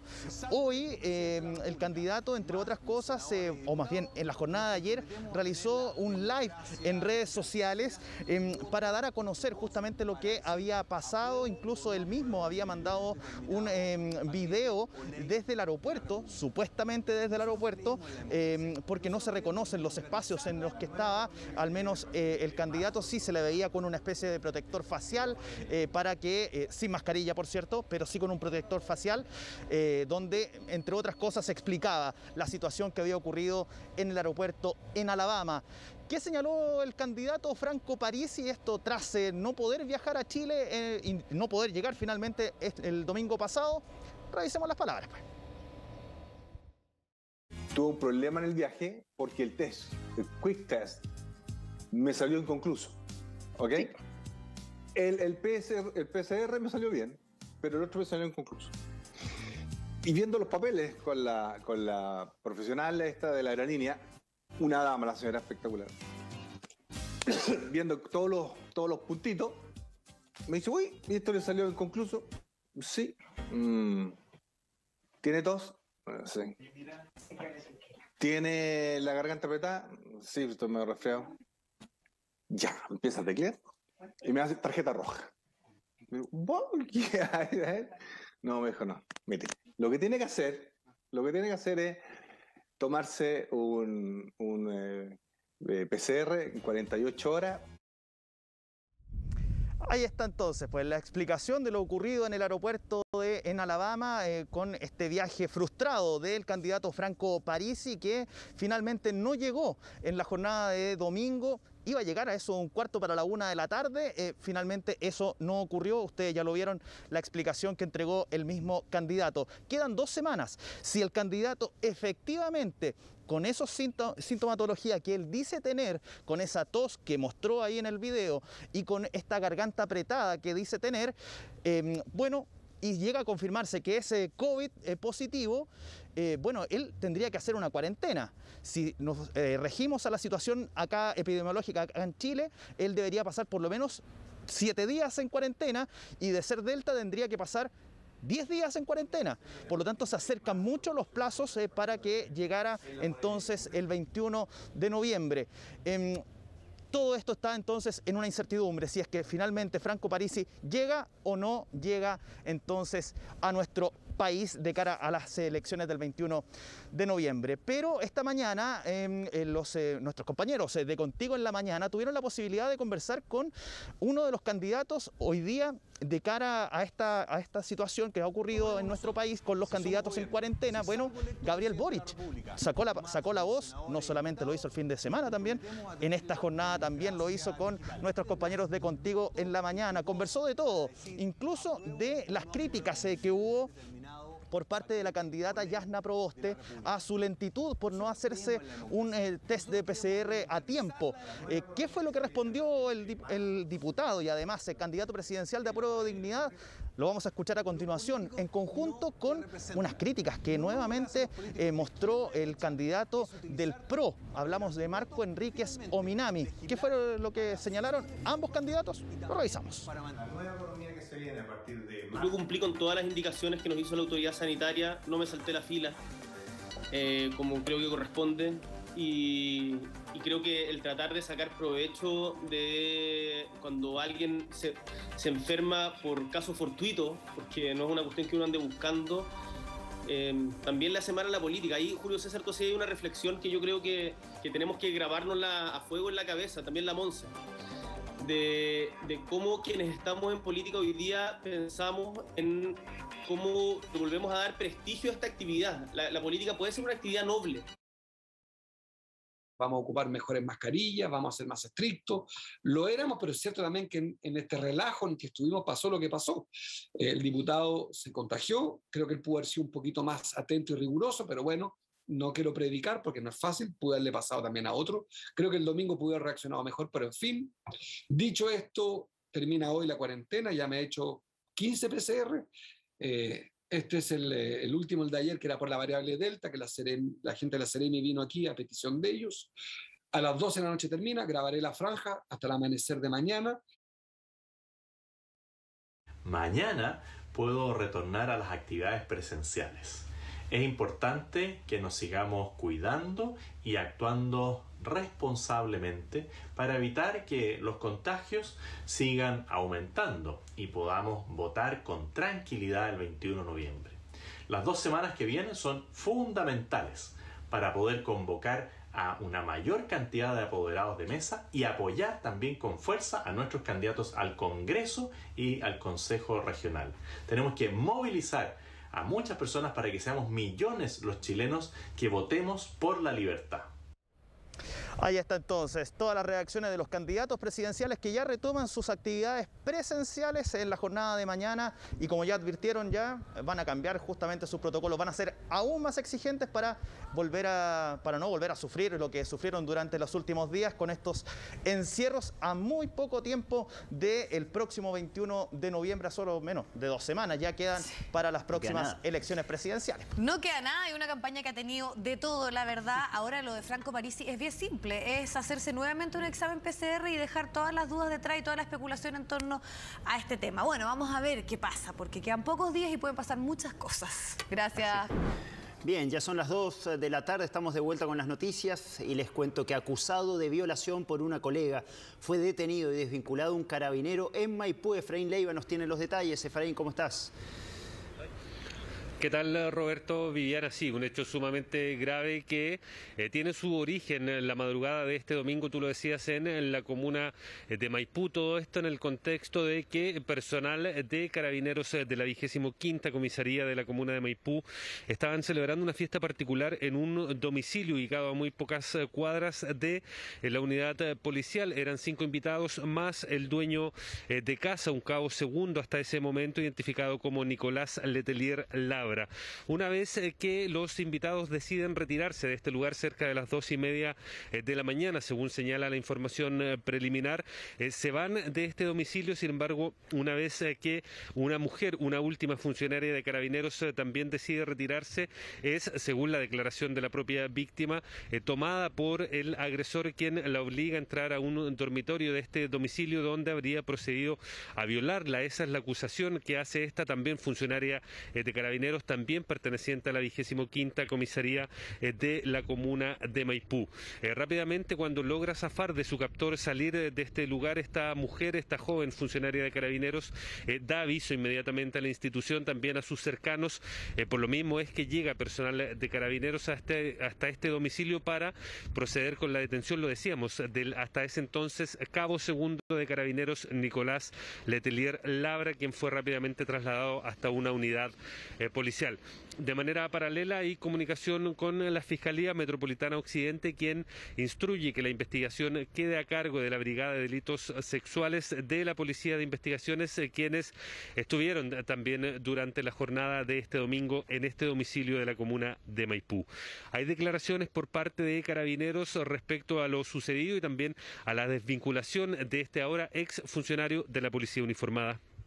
Una funcionaria de la 25 comisaría denunció a otro funcionario de la misma unidad que había sido violada por este, por lo que en forma inmediata se procedió a prestar ayuda a la víctima y detener al funcionario denunciado, el que será puesto a disposición del Ministerio Público, siendo desvinculado en forma inmediata de la institución e iniciándose el sumario administrativo respectivo. Como institución, no se tolera ni se tolerará este tipo de hechos, por lo que siempre se actuará con las más severas sanciones administrativas. Una celebración particular entre compañeros de trabajo y que termina definitivamente de la peor forma, con esta funcionaria de carabineros denunciando a su compañero de trabajo por una presunta violación. Por lo mismo decíamos, hay peritajes a cargo de la Policía de Investigaciones, quienes llegaron hasta este domicilio ubicado en la misma comuna durante este domingo para realizar todas las indagaciones. Un domicilio donde, según los propios vecinos, vivían varios funcionarios de carabineros y donde por lo general durante el fin de semana se llevaban a cabo distintos tipos de celebraciones, lo que también causaba la molestia de algunos residentes del sector, principalmente por el alto volumen de la música y más aún todavía, según nos indicaban algunos de ellos fuera de cámara, por lo ocurrido durante la madrugada de este domingo y los gritos que se escucharon en el exterior de este domicilio. Conversamos con uno de los vecinos, quien nos entregó las siguientes declaraciones. Sabía que vivía el carabinero ahí, pero yo no escuché nada. No, ¿la fiesta? Un poco música que se escucha en la noche, pero nada, gritos, nada, no, absolutamente nada. Había fiestas regularmente, pero a mí el ruido no me molestaba porque las casas tienen una buena acústica. Lo escuchábamos también por parte de la propia Policía Uniformada. Este ahora ex funcionario de carabineros fue puesto a disposición del Ministerio Público y en este caso la Fiscalía Metropolitana Occidente formalizará durante esta tarde a este ex cabo segundo de carabineros por el delito de violación. Viviana, Roberto. Bien, Efraín, muchísimas gracias por la información. En cualquier momento volvemos contigo. Bueno, el IPC registró una fuerte alza de 1,3 en el mes de octubre y esto nuevamente está por sobre lo que esperaba el mercado. Una inflación que alcanza su nivel más alto en los últimos 13 años. Belén Saldías nos va a explicar cuáles son los productos y también cuál es el análisis de los expertos en torno a este tema, Belén. Hola, Belén. Hola, buenas tardes. Y tal y como ustedes lo señalaban, el IPC del mes de octubre llegó al 1,3%. Esto era mucho más de lo que se había proyectado y de lo que se esperaba, en definitiva.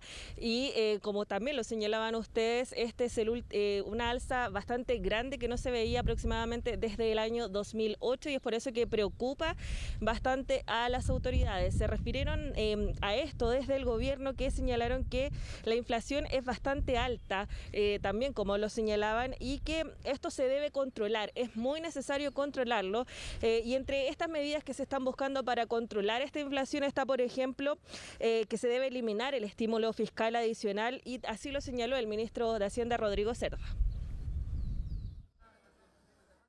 Lo importante es que tratemos de controlar esta inflación hacia adelante y que no se mantenga de forma permanente tan alta. Para eso hay que hacer varias cosas. Por ejemplo, empezar a retirar el estímulo fiscal adicional que tuvimos este año. Eso es parte de lo que estamos haciendo en el presupuesto. También es importante que el Banco Central está trabajando a través de normalizar las tasas de interés y retirar su estímulo monetario. Y finalmente, hay proyectos de ley, como son el cuarto retiro, que hemos dicho varias veces que pueden tener efectos indeseables sobre la economía. Uno de estos es la mayor inflación. Bueno, esta es una inflación alta y que preocupa entonces, y señalan los expertos que podría ser peor para los próximos meses. Esto principalmente por que esto recién se está registrando ahora el alza y que podría incidir otros factores, por ejemplo, como el cuarto retiro que lo señalaba desde el gobierno. Pero también señalan que hay que tener ojo con los sectores que están incidiendo en este IPC que fue de 1,3%, porque entre ellos, por ejemplo, se encuentra la división de transporte, que tuvo fuertes alzas y que podrían mantenerse durante los próximos meses. Pasemos a escuchar. El dato que se publica hoy de inflación ha sido bastante malo y preocupante, en el sentido que estamos viendo que la inflación es el más regresivo de todos los impuestos, es un impuesto encubierto, por así decirlo, y estamos en un contexto de crecimiento. Pero supongamos el próximo año, cuando el crecimiento se ralentice producto de los menores estímulos, tanto fiscales como monetarios, y que la inflación se mantenga, es el peor de los mundos, una estanflación. Y eso es lo que se ve amenazado en Chile si es que la inversión no se recupera. Sabemos que desde el año 2015 que esto se viene prácticamente estancado y lo que tenemos que lograr es fomentar la inversión y no, por el contrario, lograr crecimiento en base a inflación, porque esto tiene una duración muy corta y las consecuencias las podemos ver en el medio plazo, es decir, el año 2022. Dentro de las mayores alzas tenemos que destacar lo que ha pasado con transporte, especialmente con transporte aéreo y con los paquetes turísticos, que están muy alineados al mayor precio de los combustibles y también al mayor valor del dólar en Chile. Por lo tanto, es una situación que podríamos mantenerla en los próximos meses y es muy probable que la inflación siga subiendo durante los próximos meses, lo que debiera apoyar a que el Banco Central de Chile continúe con su proceso de alza de tasas, situación que es perjudicial para el momento de ir a buscar algún crédito, porque éramos estarnos encontrando cada vez con tasas mayores. Bueno, y al diferenciar por productos se encuentra precisamente, por ejemplo, en la división de transportes, los paquetes turísticos, como ya lo señalaban estos expertos, que tuvo un aumento de 55,8%, y también el servicio de transporte aéreo con un alza de 45,4%. Otro de los productos que también tuvo una fuerte alza y que se ha visto es el gas licuado, que en esta ocasión tuvo un alza de 7,1%. Salimos a conversar con las personas para ver si han visto esta alza en estos productos, tanto en pasajes como también, por ejemplo, en el gas licuado, y ellos señalaban que en ambos casos sí, que efectivamente lo han visto, sobre todo estos últimos meses. Está excesivamente caro, ya no alcanza los bolsillos. Sumamente caro, carísimo. Yo vivo en Puente Alto. Un galón de gas costaba 22.000 pesos y ahora está casi 26, 27.000 pesos. No solamente el gas, las verduras, los abarrotes. Uno tiene que andar prácticamente cachureando los alimentos. Han subido mucho, están súper altos y es difícil mantener un stock en la casa. Bueno, este es un alza entonces que está preocupando a las autoridades porque era mucho más de lo que se esperaba en los últimos, solo en este año el alza del IPC ha sido de 5,8% y en los últimos 12 meses ha sido de 6%, es mucho más de lo pronosticado por el Banco Central y entonces esto es lo que preocupa porque además, como ya lo mencionábamos anteriormente, este es el alza más fuerte que ha tenido desde junio del año 2008 y por eso también hay que estar pendientes de lo que ocurra, principalmente decían los expertos y también del gobierno con lo que ocurra con el cuarto retiro. Sí, también cuando se termine el IFE, porque obviamente eso hace que más dinero esté circulando y la tendencia en el IPC, la inflación, no ha variado en el último tiempo. Muchísimas gracias por el reporte, Belén. Gracias. Bien, Carlitos Grech ya está con nosotros y todas las noticias internacionales. Un gusto tenerte acá, Carlos. Hoy estaba viendo 75% de apoyo de Daniel Ortega en Nicaragua y el gobierno de Estados Unidos lo califica como una pantomima estas elecciones ahí en ese país de Centroamérica. Sí. Cuéntanos de qué se trata todo esto, Carlos. La verdad es que lo dice Estados Unidos, pero lo dice buena parte de la comunidad internacional. Cuesta creer las cifras. Se las voy a dar, 75% de preferencias hasta ahora, pero en rigor son elecciones absolutamente viciadas las que se han registrado en Nicaragua. El Consejo Supremo Electoral del país ha dado por ganador al líder del Frente Sandinista, pero ese es un consejo electoral donde también hay poca transparencia. Así entonces surge un Daniel Ortega que llega a un quinto mandato presidencial, es el cuarto consecutivo, pero esto no es más que un intento de perpetuarse en el poder del hoy dictador, en este caso en Nicaragua, Daniel Ortega, junto a su esposa, que es la vicepresidenta Rosario Murillo, que se presentan juntos en esta lista. Pero para darnos una muestra de esto, hace unos días, poco antes de las elecciones, Ortega designa a su esposa, vicepresidenta, como copresidenta. Le da poderes, le da atribuciones y un cargo que no existe en la Constitución de Nicaragua y aún así, hoy es ese el cargo que detenta su esposa Rosario Murillo. Es una muestra de cómo el poder que ejerce hoy Daniel Ortega no tiene ningún parámetro dentro de lo constitucional ni tampoco lo democrático. Elecciones que han estado el día domingo lejos de ser transparentes porque no se le ha permitido a gran parte de la prensa internacional entrar a corroborar que las elecciones sean del todo democráticas y que haya una transparencia. No se ha permitido tampoco que haya observadores internacionales independientes. Todos eran autorizados por un régimen de Ortega y Rosario Murillo, que además se encargó durante varios meses antes de las elecciones de ir deteniendo, de mantener presos en cárceles a la mayoría de sus opositores y entre ellos la gran parte de los candidatos que buscaban quitarle esa posición de poder a un Daniel Ortega que está absolutamente deslegitimado. Y por eso, como tú decías, Roberto, Estados Unidos amenazó durante las últimas horas con imponer nuevas sanciones económicas, pero nada de eso parece detener el intento de un presidente de Nicaragua que busca quedarse en el poder de manera permanente. Joe Biden lo ha calificado como una farsa y una pantomima de elecciones. Había protestas durante esta jornada. Durante el día de ayer también las hubo. La mayoría de nicaragüenses en el exilio que llamaron a abstenerse de votar, pero aún así hubo elecciones y aún así hay un organismo oficial que ha dado por ganador por un 75% a Daniel Ortega, pero son cifras que por lo pronto cuesta creer que sean absolutamente veraces. Claro, es la cifra oficial, pero las elecciones ya están manchadas por la detención de los opositores y también la escasez de veedores internacionales que permitan legitimar estos sufragios. Al menos 300 personas han muerto en Nicaragua desde el año 2017, desde las protestas, y hay 155 opositores que permanecen tras las rejas. Valdrá la pena entonces, de todas formas, escuchar las declaraciones del ganador de estas elecciones en Nicaragua, Daniel Ortega. El voto. El voto no mata a nadie. Pero claro, eso no era del agrado de los que no tienen patria en Nicaragua. Se restableció el orden, se restableció la estabilidad en todos los campos económicos, sociales, políticos. La economía se logró recuperar también. Gracias a la paz. Fíjense bien y escuchen bien, hermanos nicaragüenses. Gracias a la paz las declaraciones de Daniel Ortega a Televisión Nicaragüense, que también está controlada por el propio régimen de Daniel Ortega. Y claro, ¿qué es lo que queda ahora? ¿Cuál es el camino a seguir? Por lo pronto, las sanciones económicas, que seguramente serán más duras.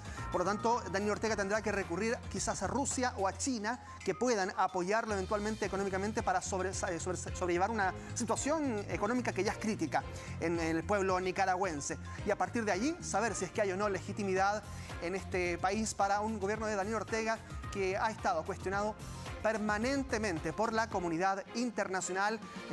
Derrotó a Somoza, un dictador, en la década de los 70 y 80, pero él se transformó en un dictador más. Vamos a Francia. Un policía sobrevivió a un ataque con cuchillo en la ciudad de Cannes. Allí, las autoridades están hablando ya de una posible pista terrorista. Se enciende la alerta terrorista nuevamente en Francia, que ha vivido historias como estas permanentemente en los últimos 5 a 6 años. El atacante sería de origen argelino y habría apuñalado en el pecho al conductor de un vehículo policial que estaba estacionado frente a una comisaría. Además, intentó atacar, de acuerdo a los primeros antecedentes, a otros 2 funcionarios policiales, pero recibió el disparo de otro policía y ese disparo lo mantiene en este instante con riesgo vital a este único atacante, de acuerdo a lo que han indicado las autoridades y también el propio ministro del Interior, Gerald Darmanin. Así hay preocupación entonces en Francia en torno a lo que pueda pasar con esta serie de atacantes solitarios que han ejercido también violencia en distintos lugares de Francia en el último lustro, por lo menos. De acuerdo a lo que dijeron las autoridades también, el policía herido se salvó gracias a que tenía el chaleco antibalas, así es que eso permitió que no fuese herido de mayor manera. Dijo actuar en nombre del profeta, el atacante, así es que también allí hay otro antecedente respecto de este hombre de 37 años que mantiene un permiso de residencia italiano y estaba legalmente en Francia y además no figuraba en la lista de vigilancia francesa de personas que podían tener alguna simpatía islamista y que por lo tanto también pudiera ser de eventual riesgo para Francia. Así es que allí hay también un llamado a la revisión respecto de los antecedentes de otras personas. Seguramente habrá también novedades respecto de eso en las próximas horas. Estados Unidos reabre sus fronteras terrestres después de 20 meses de prohibición para viajes que no eran esenciales, producto, claro, de la pandemia, ¿no? Así, 33 países reabren las posibilidades de ingresar, los ciudadanos de estos 33 países, que tienen que tener la pauta de vacunación completa. Entre ellos hay países como Brasil, China, India, Sudáfrica, que son países de gran población y que integran también esta lista de países donde las personas van especialmente en vacaciones a Estados Unidos. Ahora podrán ingresar también después de estos 20 meses de prohibición. Las fronteras terrestres también se reabrieron para las personas que desean ingresar desde Canadá y desde México. Allí había muchas personas en los estados de Texas, por el lado de Estados Unidos, y también por el lado de México, Nuevo México, Sinaloa también, por ejemplo, y que en este caso no podían cruzar la frontera para hacer comercio, vivían del comercio de un lado a otro de la frontera, o incluso tenían familias de un lado a otro del límite y que no habían podido cruzar en estos 20 meses y que se van a reencontrar ahora con esa posibilidad. Los viajeros adultos tienen que estar completamente vacunados antes de embarcar en su vuelo y tendrán que presentar una prueba de COVID negativa de las últimas 72 horas. Requisitos entonces que se liberan, pero hay preocupación respecto de otros países que no tienen la pauta completa. Habrá algunas razones humanitarias, ha dicho Joe Biden respecto de eso. Y bueno, también veamos lo que ocurrió el fin de semana con el Astroworld Festival, este concierto que tuvo un lamentable resultado con 8 personas muertas en medio de una estampida. El rapero Travis Scott, que participaba del cartel, así como los organizadores y productores, recibieron una demanda porque están acusados por parte de uno de los asistentes de ignorar conscientemente los riesgos. La acción judicial fue interpuesta ante el juzgado del condado de Harris, en Texas, por uno de los asistentes, ya decíamos, quien busca una compensación económica de más de $1 millón, han dicho, por considerar que tanto Travis Scott como los promotores del festival, los organizadores, no planearon de manera segura este concierto y habrían fomentado incluso comportamientos peligrosos luego del show de este viernes pasado, en medio de la presentación de Travis Scott, donde una avalancha humana terminó con la vida de 8 personas y otras decenas resultaron heridas luego de que esta multitud comenzara a comprimirse, a presionar a quienes estaban justo frente al escenario, y eso provocó una estampida fatal para estas 8 personas. La justicia italiana condenó a un total de 70 miembros de la 'Ndrangheta, que es el grupo mafioso más poderoso de Italia, la mafia calabresa, ¿no? Junto a ellos, otras también personas recibieron penas de 10 años o más de cárcel. Al menos 30 de ellos reciben esta pena contra la mafia. Es un juicio que se sigue durante todo este año. Comenzó en enero y se espera que incluso termine de aquí a 2 o 3 años, porque son cientos de personas las que recibirán cargos y que han sido detenidas conforme han pasado todavía estos meses. La mafia calabresa opera desde los años 80 y enfrenta por primera vez un juicio de esta magnitud en la Mezzia Terme, una ciudad al sur de Calabria. Un macro juicio contra presuntos miembros, no solo integrantes de la mafia, sino también sus colaboradores. Imagínense ustedes que aún quedan 355 acusados de la mafia calabresa por juzgar, y por lo tanto se espera que este proceso continúe, ya lo decíamos, por al menos 2 años. Además, la 'Ndrangheta, se sabe, opera en la región más pobre de Italia, que es Calabria, y por lo tanto allí controla un flujo de cocaína que llega a Europa y también se dispersa por distintos lugares de Italia y del viejo continente. Por ahora entonces se sabe que hay pena máxima de 20 años solicitada por los fiscales para, entre otros, Domenico Macri y Pasquale Galone, parte de los líderes de la mafia calabresa. Y un camión que transportaba líquido inflamable perdió el control y provocó la muerte de 19 personas en México. Un accidente que se registró en Puebla, en la carretera con dirección a Ciudad de México. Aquí están las imágenes de lo que ocurrió allí en México, específicamente en una caseta de peaje. Perdió el control un camión y arrastró a 6 autos. Es una colisión múltiple que genera este lamentable resultado. Además, cayeron más de 200 litros de líquido inflamable y eso es lo que provocó un incendio de grandes proporciones en el lugar, dejando entonces a 19 personas muertas.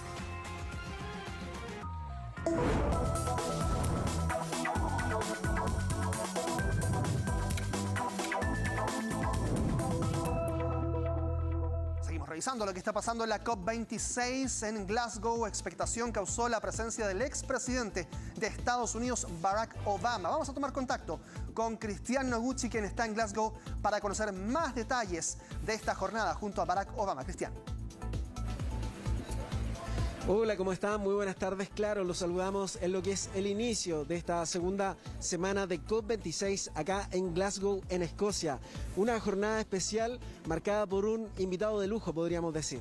Hablamos del exmandatario y Premio Nobel de la Paz, Barack Obama, quien durante esta jornada, podríamos decir también, se robó todas las miradas dentro de la convención en la cual se alberga esta cita climática.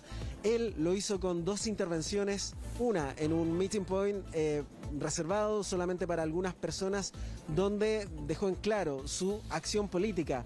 Él asegura declararse un activista medioambiental tras su paso por la presidencia de Estados Unidos. Pero luego venía el plato fuerte, su discurso en el plenario central de acá en la COP26, donde frente a unas 500 personas se dirigió no solamente a los asistentes, sino que también hacia los líderes mundiales y sobre todo también hacia los jóvenes que han marcado esta versión de la COP acá en Glasgow.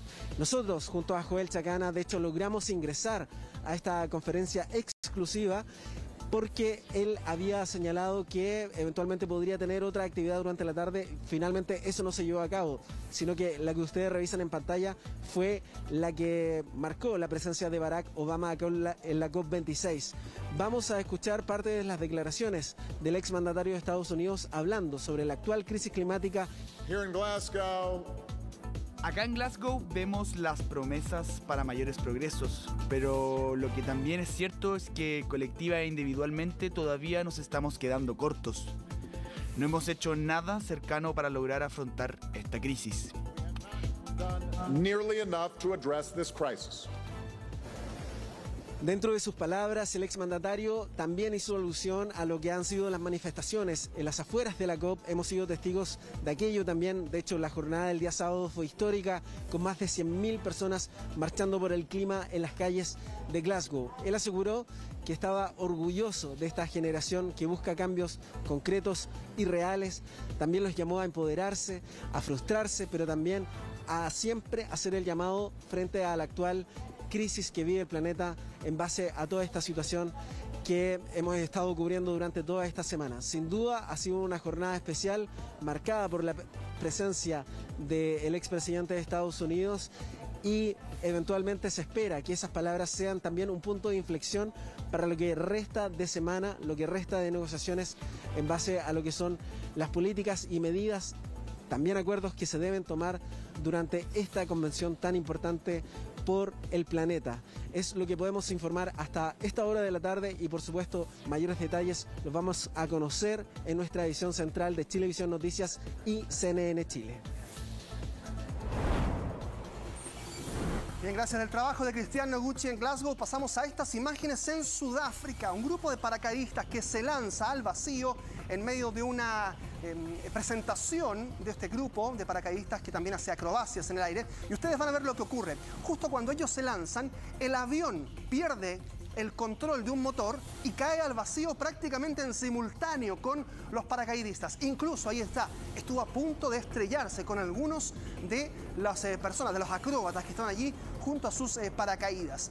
Allí va, en caída libre. Tengo la noticia de que afortunadamente el piloto logra estabilizar la aeronave. Unos segundos más tarde recobra el motor y consigue aterrizar a salvo con otras 4 personas que todavía habían quedado en su interior. Y los paracaidistas luego pudieron continuar también con su espectáculo y terminar de aterrizar sin problemas.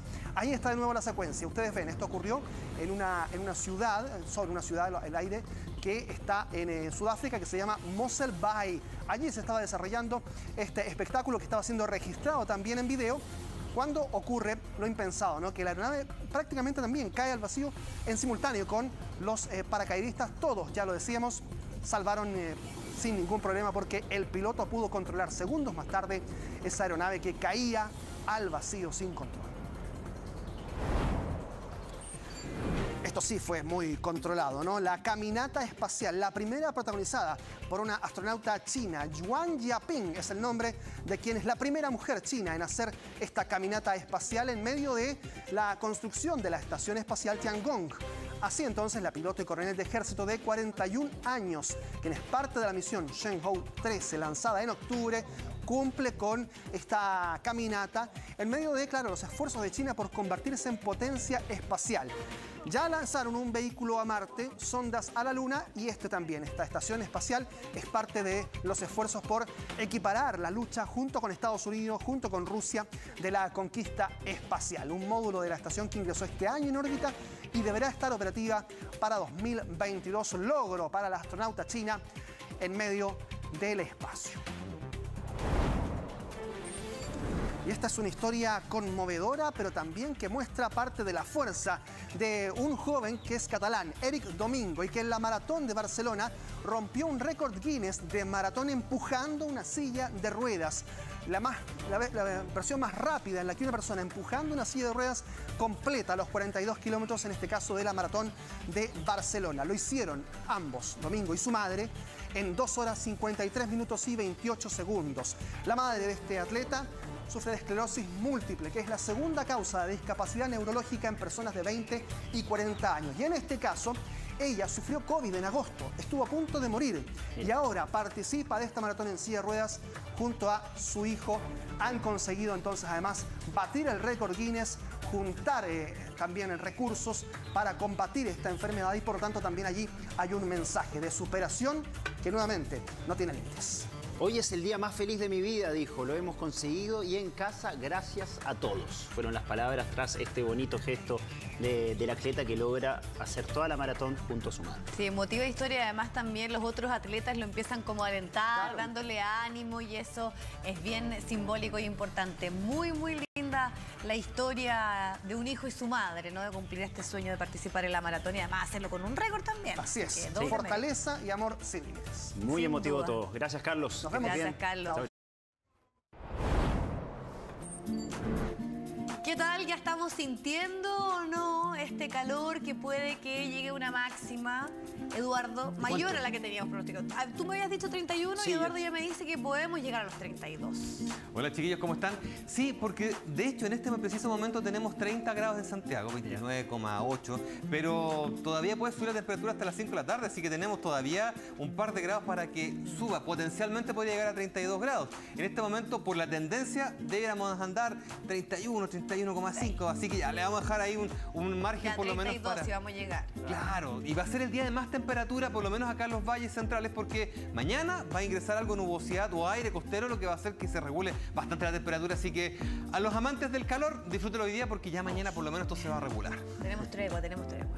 Tenemos tregua. Ya, veamos la imagen del satélite para saber cómo está esta cosa, porque ahí está, formadita la nubosidad costera, pese a que el borde costero se abrió ya al sol, tenemos en todo caso la presencia muy cercana de esta nubosidad que mañana, debido principalmente al calor de los valles, va a ingresar y por lo tanto va a ayudar a refrescar el calorazo que estamos teniendo hoy día. No da para batir récord, pero sí se va a sentir muy caluroso. Y esta condición va a provocar que los próximos días tengamos niebla y esto también nos va a ayudar a regular gran parte de la semana, al menos acá en los valles centrales. Antes de seguir, yo les quiero dar un consejo. El nuevo Nestlé Goodness Defensas y Flora Intestinal contiene millones de probióticos, vitamina D, 9 gramos de proteína, es sin lactosa y sin azúcar añadida. Y ahora veamos cómo está la región metropolitana porque el cielo está completamente despejado, pero azul el cielo como corresponde ya a un día de verano justamente con esta temperatura que nos va a estar acompañando entonces en esta tarde y que nos va a provocar un atardecer también bastante calurosito en todo caso en esta jornada. Pero hacia el final del día, hacia la noche, vamos a empezar a ver algo de aire fresco que nos va a acompañar y que nos va a provocar entonces mañana niebla, al menos en el sector poniente. Veamos primero lo que va a pasar en esta tarde en el resto de nuestro país porque en el norte, pese a que hay algo de nubosidad en Arica, en Iquique, las máximas van a estar ahí cercanos a los 20 grados, 18 estarían llegando en Antofagasta. Al interior de la región de Atacama, por ejemplo, estamos esperando máximas por sobre los 26 grados, mientras que en San Felipe, al interior de la región de Valparaíso, ahí tienen, 32 a 33 grados de máxima, mientras que en el puerto estaríamos llegando casi a 19 una vez que ya rompió esta nubosidad. Ya hacia el sur tenemos simplemente cielo completamente despejado como está ahí Chillán y nos estamos encontrando con este escenario con escasas nubes en la Araucanía, en los ríos con máximas de 23 aproximadamente, pero desde los lagos hacia el sur aparecen una que otra nube, aunque en Coyhaique el cielo está completamente despejado, allá esperamos ahí 17 grados de máxima, mientras que en Magallanes cielo parcial y estamos esperando que la máxima ahí esté alcanzando prácticamente unos 15 grados. Veamos ahora qué es lo que va a suceder en la región metropolitana, porque por acá, luego una mañana relativamente agradable, fue 9,3 la temperatura mínima, ahora esperamos simplemente que de los 30 que hay ahora estemos, lo que recién decía, entre 31 y 32 grados entonces de máxima en el centro de la capital, lo que significa que la parte norte de la región metropolitana lo más probable es que vamos a estar cerca de los 33 grados en esta calurosa jornada. Y como hoy día hace calor, eso va a provocar que mañana el aire costero comience a ingresar y nos va a provocar que la mínima sea un poquito más elevada, pero la máxima, como vamos a tener más humedad, vamos a tener presencia nubosa, 27 grados. Con escasas nubes, niebla también en la mañana, estaríamos llegando a 28 el día miércoles. Pero el jueves en la mañana debiera ingresar principalmente esta nubosidad costera con niebla, probablemente nos va a generar algunas llovistas, sube aún más la temperatura mínima, pero la máxima va a estar entre los 26 y 25 grados, así que por lo menos hoy día es el día de más calor y ya mañana, chiquillos, nos vamos a ir encontrando con temperaturas por lo menos un poquito más primaverales. Más agradables para poder totalmente más agradable. Calor en Chillán, en gran parte de la zona centro-sur, entonces. Sí, y la niebla, ojo que no va a ser solamente acá, sino que también, como tú bien decías, Araucanía, Ñuble, Biobío, el Maule, esta niebla que es bien densa y que va a estar molestando en la mañana y que después se va a despejar. La maldita primavera. La maldita primavera. Gracias, Eduardo. Gracias, Eduardo, que estés bien. Nos vemos, chao. Vivi, yo te apuesto que durante la pandemia te debe haber pasado más de alguna oportunidad que fuiste a pagar en efectivo a un lugar y no te aceptaron en el efectivo. Claro, la duda es si eso es permitido o no, o si es válido que te puedan decir solamente el pago con tarjeta. Claro, sí, solamente aceptan en algunos lugares pago con tarjeta y vamos a tomar contacto ahora con Javier Espinosa que nos tiene los detalles, si esto es legal o no, cómo podría cambiar esto ahora en el futuro, ¿no? Con la pandemia sin duda algunos hábitos han cambiado. Javier. ¿Cómo están, Roberto, Vivi? Claro, a ustedes quizás les haya pasado, a mucha gente le ha pasado y también a mucha gente le ha molestado que le pase esta situación de entrar a un local, ya sea una tienda grande o un pequeño comercio, y toparse primero con un letrero que diga pago solamente con tarjetas, o que quizás probablemente la persona que atiende les mencione que solamente se pueden hacer los pagos con tarjetas y ellos portando solamente efectivo. ¿Qué pasa en esa situación? Muchas veces se logra a través de un diálogo poder comprar igualmente con el efectivo. Hay otras veces que tienen que ir a conseguirse vuelto a algún local cercano y hay otras veces que derechamente la persona tiene que hacer uso de las tarjetas sin querer hacerlo. Es una situación que se ha incrementado en el último tiempo y a partir sobre todo de la pandemia, pero también no solamente a partir de esta situación, sino que hay escasez de monedas. De hecho, hay muchos locales que presentan carteles pidiendo a la gente que lleve monedas porque son bien recibidas, porque hay escasez de vuelto. Bueno, ¿qué tan legítimo es que ocurran estas situaciones? Lo hemos hablado durante esta jornada, incluso el Banco Central se ha pronunciado en una publicación que hizo el diario El Mercurio y la verdad es que esto no es legal. Además, según algunos economistas y algunos expertos que agrupan a consumidores, es arbitrario que ocurra esta situación. ¿Por qué? Porque no se está respetando el legítimo derecho a las personas a pagar con el medio de pago que ellos estimen convenientes. El dinero en efectivo, los billetes, las monedas y las tarjetas de débito o de crédito, por ejemplo, son todos válidos en nuestro país. Por lo mismo, no debiera el comercio poder exigir que se pague con uno o con otro, o por lo menos prohibir o obligatoriamente exigir que el pago se haga, por ejemplo, con dinero plástico. Esto no está bien que ocurra según las autoridades a cargo. Nosotros hablamos con algunos consumidores, usuarios, que nos dijeron muy molestos que esto ocurre más habitualmente de lo que ellos quisieran. Escuchemos. La verdad es que no toda la gente tiene tarjeta, o sea, no me parece bien, y no toda la gente tiene acceso a tener tarjeta. El famoso virus, mejor la tarjeta, para no estar manipulando billetes, pero y ahora también con los robos y asaltos que te roban, ¿me entiendes? Entonces por eso encuentro que es bueno la medida. Ahora yo no sé si todo el mundo podrá hacer eso. El tema de la pandemia, o sea, a lo mejor es más factible, porque como la plata, las monedas pasan por todos lados, pero en realidad el efectivo ya no está circulando casi, incluso los bancos no encontramos un dinero. Nosotros somos dueños de la plata, ¿por qué tenemos que usar tarjeta? Entonces, no, yo pago en efectivo, pero a veces no quieren que pague en efectivo, quieren con tarjeta. ¿Y qué ha hecho en esos casos? En esos casos he hablado con el jefe de ahí de repente, en los supermercados. ¿Qué le han dicho? ¿Le han vendido finalmente? Sí, me han vendido. Pero he tenido que esperar. Entonces, ¿por qué lo obligan a todos a tener tarjeta? Si yo no quiero, no, pues.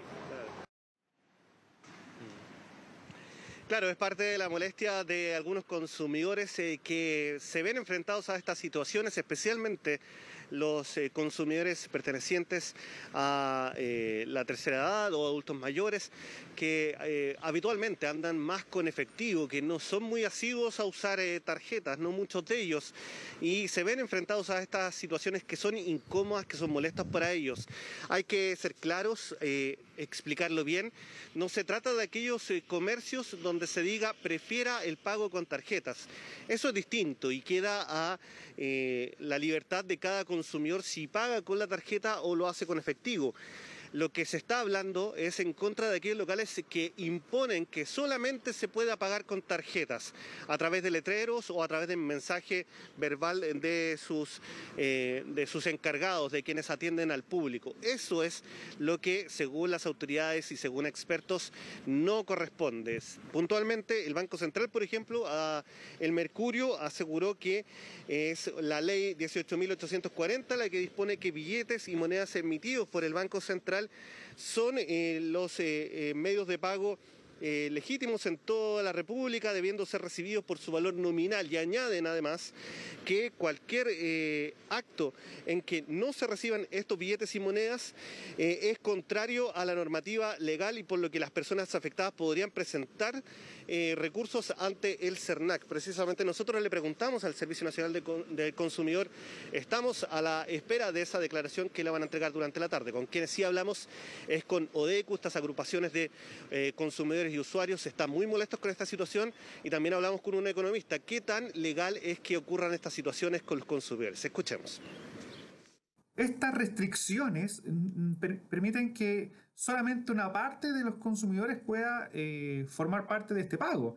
Porque si la persona no tiene, por ejemplo, una tarjeta de crédito o una tarjeta de débito, probablemente sus libertades financieras se ven limitadas a poder solamente cumplir o comprar en estos comercios que estén de alguna manera cumpliendo con lo que dicta la ley, que es básicamente recibir cualquier tipo de medio de pago, incluyendo el efectivo. El rechazo al pago efectivo no es solamente arbitrario, sino que es ilegal. En Chile, solamente el peso, la moneda oficial. Por lo tanto, todo establecimiento en el intercambio de compra y la venta tiene que aceptar el pago en efectivo. Eso es, si no, es ilegal. A mí no me pueden exigir pagar con tarjeta de crédito o de débito. ¿No habría problema con un letrero que diga prefiera pago con tarjeta? No, porque eso que es opcional. Cuando se dice prefiera, usted decide. ¿Prefiero tarjeta o prefiero efectivo? Pero si dice solo pago con efectivo. No, eso es completamente ilegal.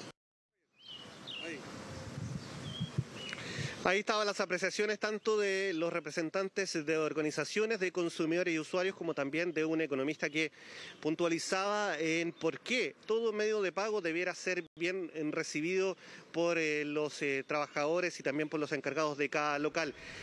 Para aclararlo aún más, incluso la guía de autocuidado realizada por el Ministerio de Salud a mitad de este año para poder dar luces del camino que deben seguir los consumidores que van a comprar distintos objetos o productos, establece que se debe preferir medios de pago electrónicos o tarjetas, pero en el caso de usar efectivo se deben limpiar las manos con alcohol gel, es decir, abre la puerta a que igualmente el efectivo se pueda usar, algo que no se está respetando en parte del comercio y que está generando ya la molestia de muchos usuarios. Bien, protocolos para seguir pagando en efectivo entonces. Gracias, Javier.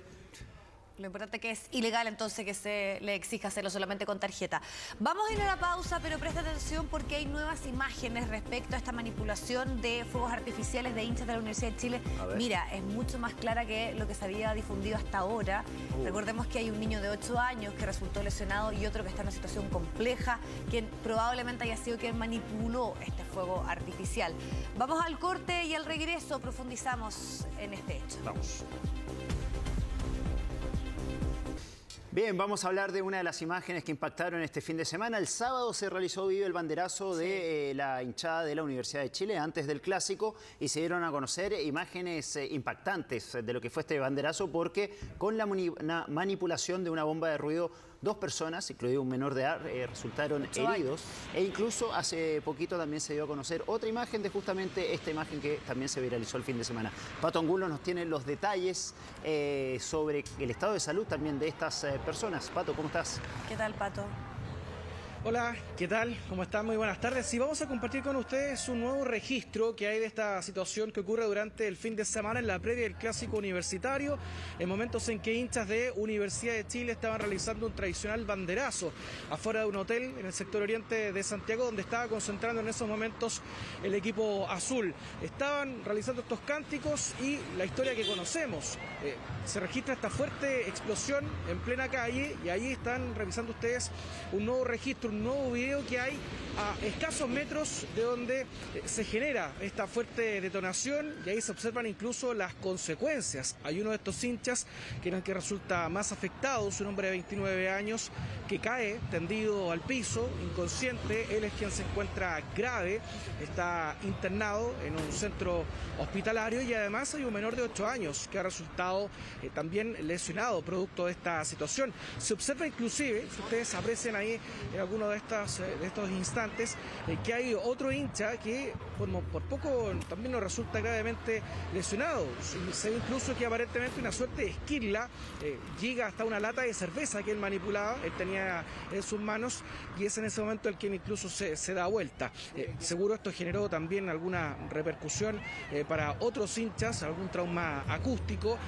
Fue una situación bien compleja la que se vivió, y es un hecho que incluso ha generado reacciones en distintas partes del continente. Ha recorrido esta noticia debido a la fuerte explosión que se generó afuera del hotel Intercontinental específicamente, y con presencia de carabineros, lo que generó y llamó mucho la atención.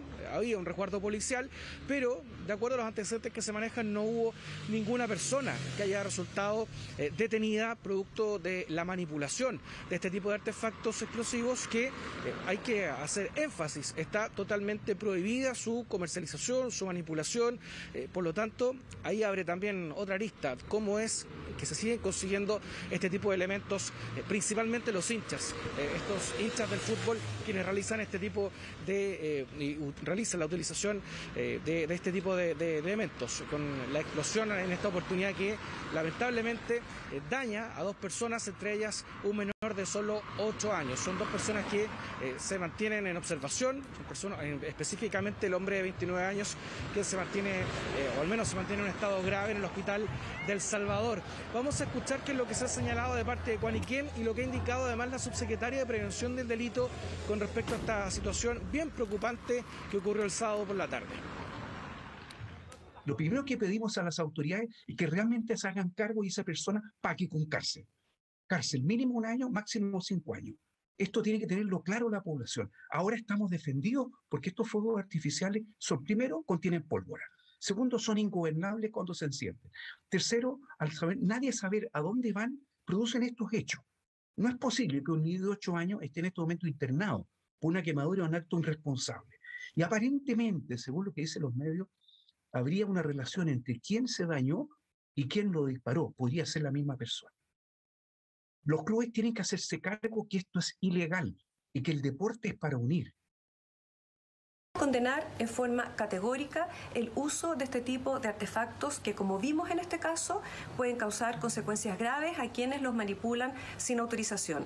Además, recordar que desde febrero de este año está vigente la ley que sanciona, ya no como falta, sino como delito, el uso, almacenamiento, distribución y venta de fuegos artificiales con penas de presidio menor en su grado medio, que van desde 541 días a 3 años y multas que superan el $1.000.000.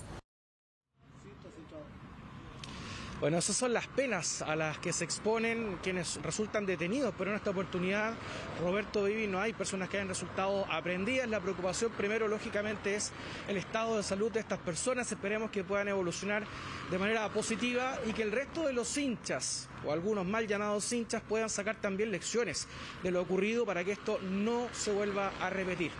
Sí, cómo habrá sido de potente este bombazo, que las esquirlas del bombazo terminaron por... Mira, ahí está, justo terminan por hacerle un agujero a una lata de bebida o cerveza que tenía uno de los hinchas. Realmente impactante el poder que tienen estas bombas. Gracias, Pato. Ahora les vamos a contar de una violenta encerrona. Ocurrió en el estacionamiento de un restaurante. Los sujetos amenazaron con armas de fuego a los ocupantes de un auto y los hicieron bajarse. Y la huida, cuando estaban escapando, atropellan al copiloto. 6:30 de la tarde, comuna de Conchalí. El vehículo blanco entra al estacionamiento de un restaurante, aparentemente como un cliente más.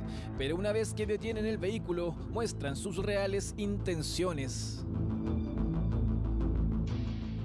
Cruzaron el auto detrás de la camioneta nuestra. Golpean con la cacha, entiendo, del arma, el vidrio. Y yo miro hacia el lado y ahí ya me apuntan con 2 pistolas. Y bájate por las de tu mamá, porque papá, con un nivel de agresividad tanto física como verbal. Entonces yo me bajo. Pero este episodio es solo una antesala de lo que le pasaría a esta pareja.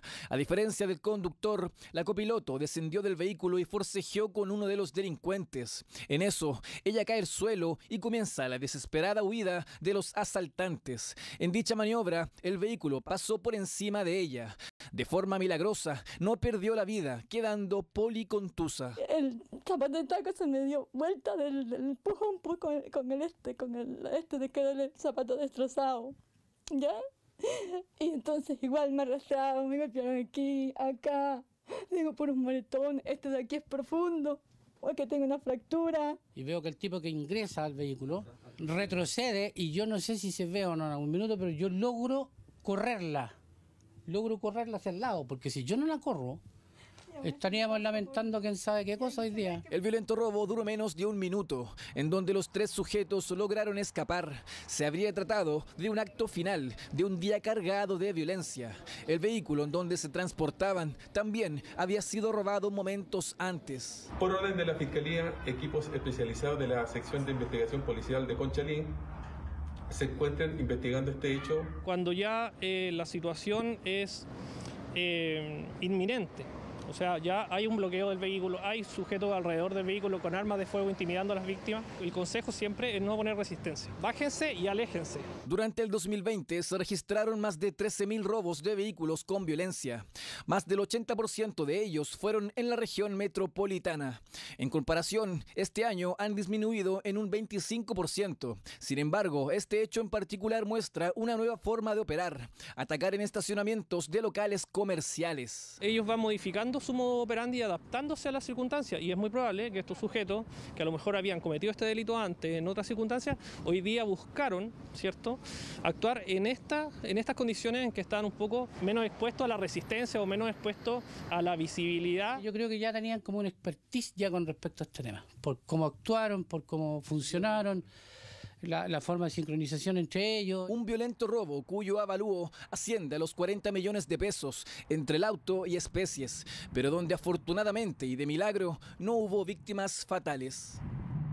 Ya, vamos a retomar la imagen del Congreso con esta exposición que ya lleva 5 horas del diputado Naranjo, una intervención que, recordemos, tiene que terminar a las 12 para la incorporación del diputado Giorgio Jackson, que es el voto que faltaría para los 78 que se espera para poder avanzar en cuanto a esta acusación constitucional. Dentro de las últimas reportes se habla de que efectivamente no se han generado mayores situaciones que puedan detener este relato, más allá de la duda que teníamos si el tomar agua puede o no excusarse para ir al baño, algo que no estaría permitido, según lo último que escuchábamos también por parte de Guillermo San Martín, cuando nos aclaraba un poco cómo se ha dado esta situación, que no es inédita en el mundo, porque Ted Cruz, precisamente cuando se habló de Obamacare, llegó a hablar más de 20 horas. 20 horas. Así que vamos a ver qué es lo que ocurre durante esta jornada, pero obviamente ha puesto toda la atención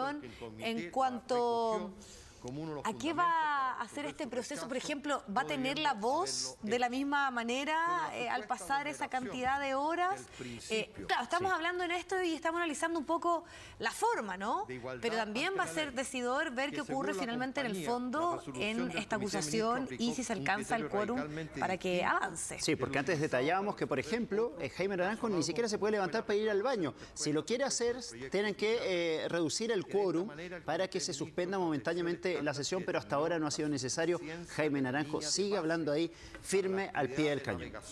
Sí, 21 horas habló Ted Cruz. Tampoco podía ponerse, claro, dijo que hasta que no me pueda mantener en pie. Mira. O sea, más encima lo hizo de pie. Aquí por lo último tiene la ventaja de estar sentado. Sí, yo les cuento ahora que la Teletón se vive todos los días en los 14 institutos y en las casas de miles de niños, niñas y jóvenes. Este 3 y 4 de diciembre nuevamente nos encontramos para seguir juntos respaldando esta labor. Teletón todos los días. Bueno, de esta forma llegamos al final de esta edición a través de las pantallas de CNN Chile. Recuerde que hoy al menos vamos a llegar a los 32. Probablemente superemos la máxima de 31 pronosticado para este día lunes, a este inicio de semana, además tan movido con tanta información.